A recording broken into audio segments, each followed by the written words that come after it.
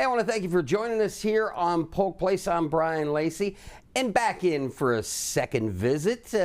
He's one of my favorites. He's got to be one of yours, too. His name is Ronnie Richardson with R2Cares. Welcome back to the studio. Hey, thanks for having me again. Hey, I got to tell you, last month somebody came in to see us. His name is Evan. Oh, yeah, definitely. And we helped him promote a baseball tournament that he's got coming up. And I understand you were friends with his son. That is a great, great thing that you guys are doing within the baseball community, kind of keeping his name alive and just the way you support each other. I really want to thank you for that interview. Hey, I appreciate it. I appreciate you bringing him on, but for me, it was easy, you know. Friends supporting friends, and then community supporting community, and that's what we're all about, just trying to bring people together. And if anyone knows Evan, you know, he was a big teddy bear, I like to say. Yeah. Everybody partied at their house, the Pouncey twins, the Rainies, Chriselle, breaking expensive tables because his dad was a doctor. They found out years later, but, you know, but just to know him and kind of how he brought so many people together, I think that was what was the most special thing for me, to help him carry on his legacy. Well, speaking of bringing people together, something you're doing for the young athletes of the area, you've got some things coming up here pretty quick. What do you say we talk about those? Yeah, so what we're doing is literally just trying to have a community event, right? First off, on November 21st, we're going to kick it off with youth mental health training by Orlando Health, right? That's going to be at the Magnolia Building from 10 to 4.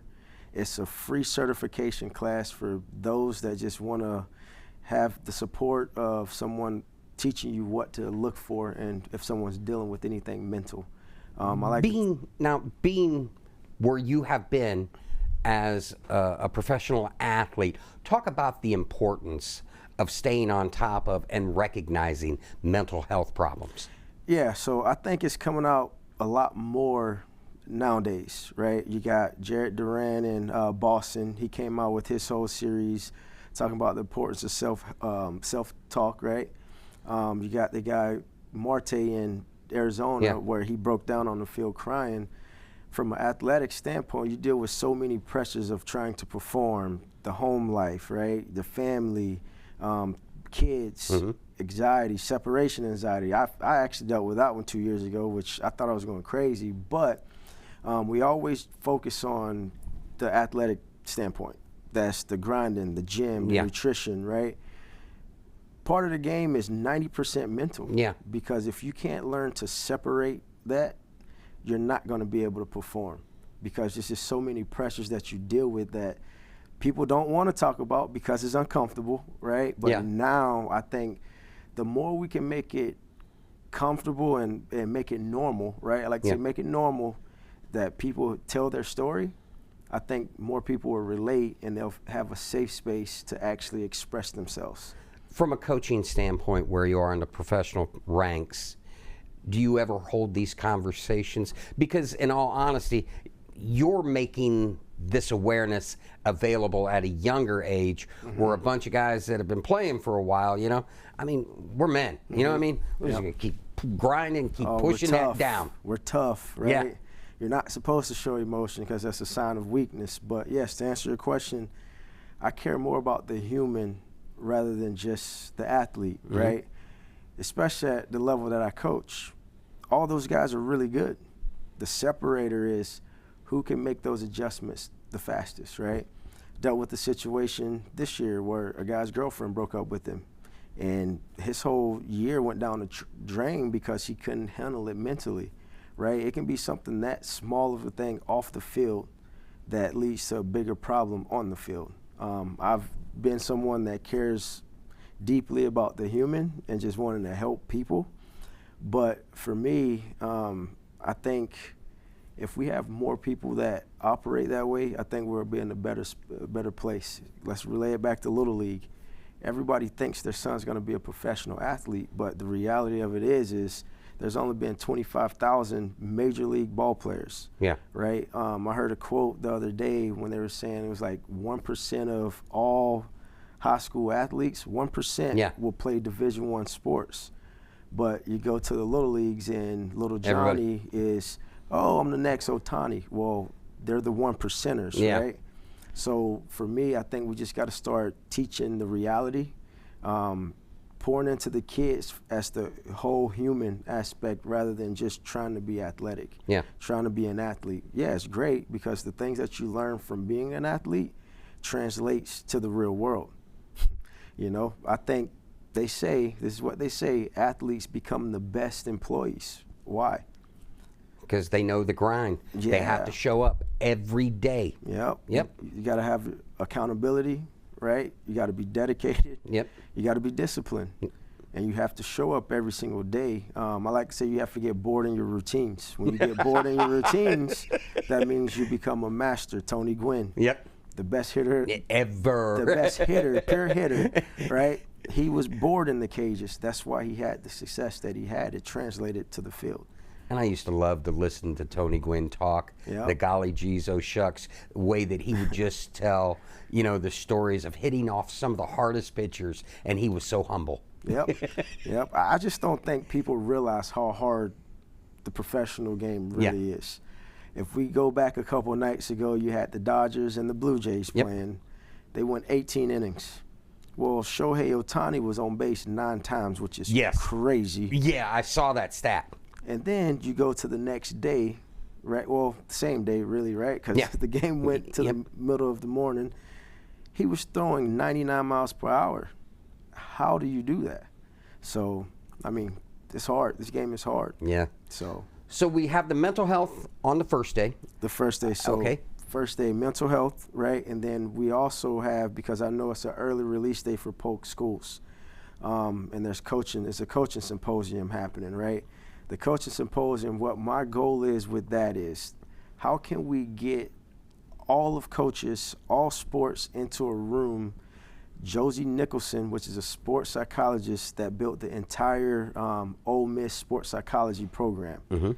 She's now on the private sector. She's coming to town to speak to whoever wants to come there from the coaching development standpoint.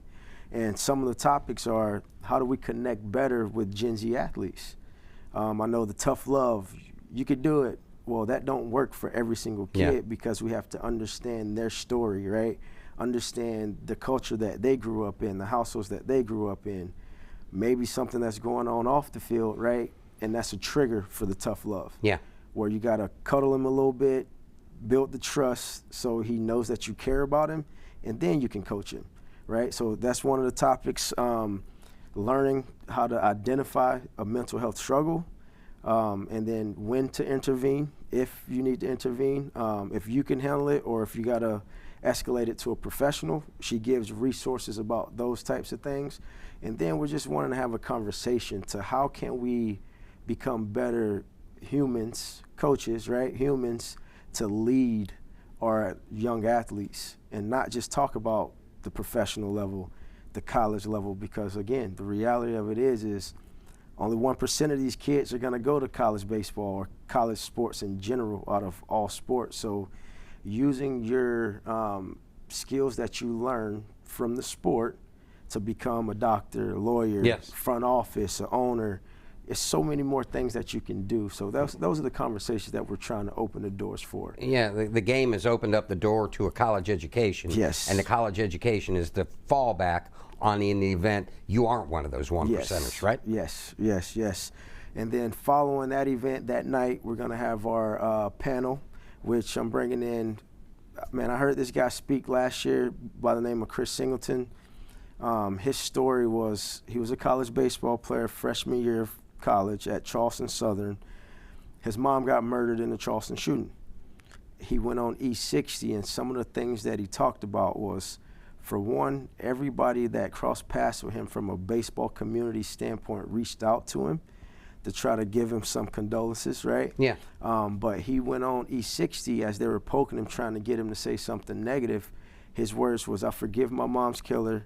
I grew up in the church. She died in the church. Let's use this time to bring unity in America. Let's spread love, peace, and happiness." Well, he ended up going to get drafted still. I don't know if he can do it. I think anybody can do it, right? Because overcoming that tragedy, he could have been angry. but he chose love and peace and forgiveness. So him spreading that message and coming to Polk County for a second time, we want to make sure we can kind of highlight him and hopefully get as many people in that room as possible. That's just one of our speakers. He's also coming in early for us to go and talk to the entire student body at Lake Region High School. You get to go home too. Yeah. So he's going to talk to the entire student body at 8 to 9 for the entire school. And thanks to Miss Amy King, she understands how important that is. She opened those doors for us to bring him in early.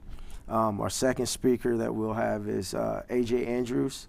We talk about empower and strengthen the minds of everyone. Well, for the women, this was the first Gold Glove winner ever in the history of the game. Yeah. That's a huge accomplishment. And then she's also on MLB Network. She's covering the Dodgers and Blue Jays series right now as an analyst.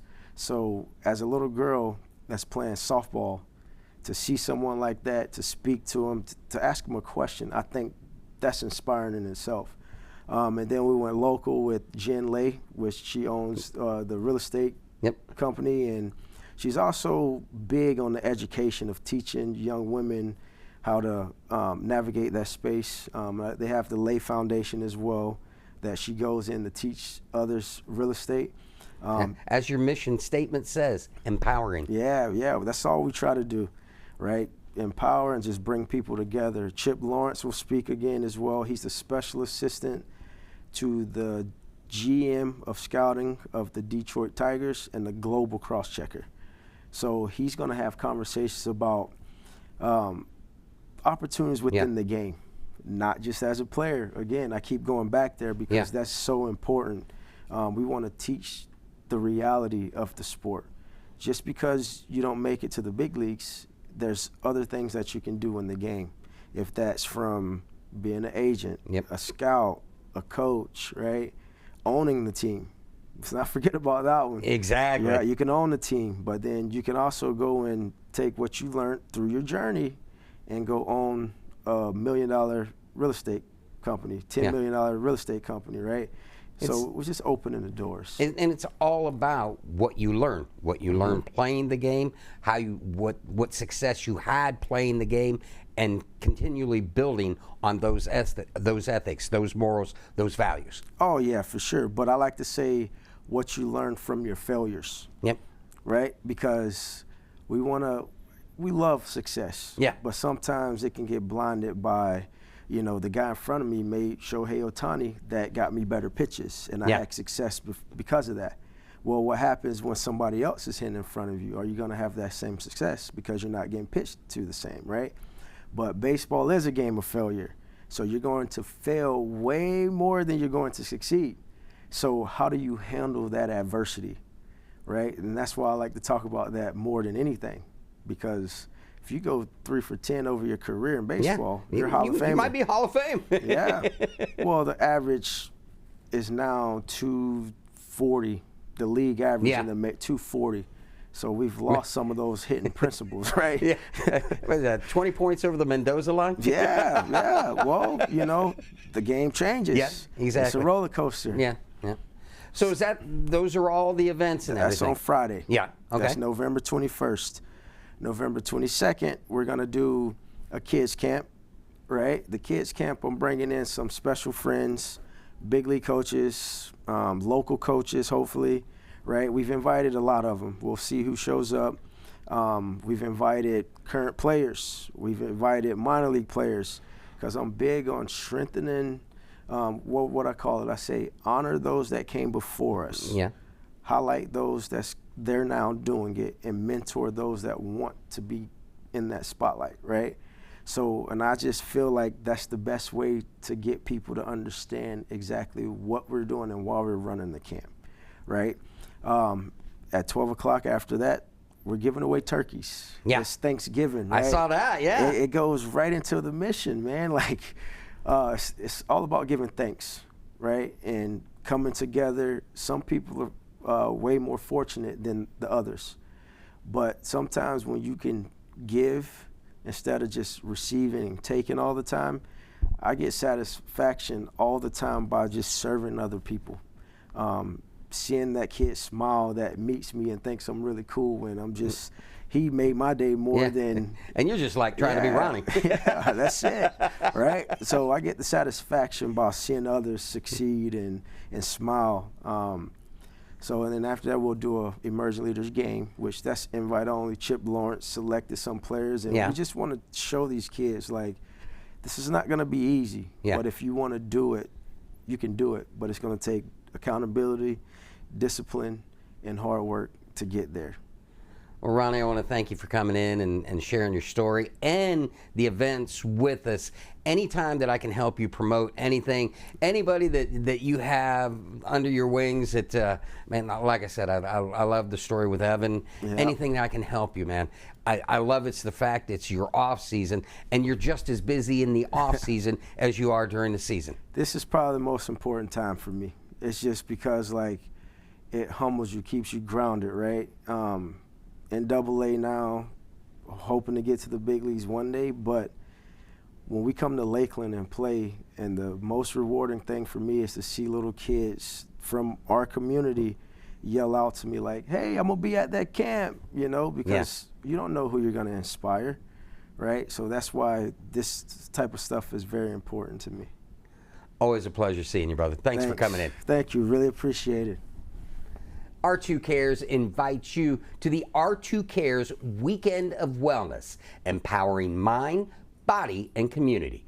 Join them November 21st and 22nd for a powerful two-day experience focused on mental fitness, leadership, and community impact. Now, the events are held at the Medulla Resource Center, Magnolia Building in Lakeland and Lake Region High School. For more information, follow them on Facebook at R2Cares or look them up on the web at R2Cares.org. If you enjoyed that episode of Polk Place, I invite you to like, share, and subscribe to the channel, and even check out the next one.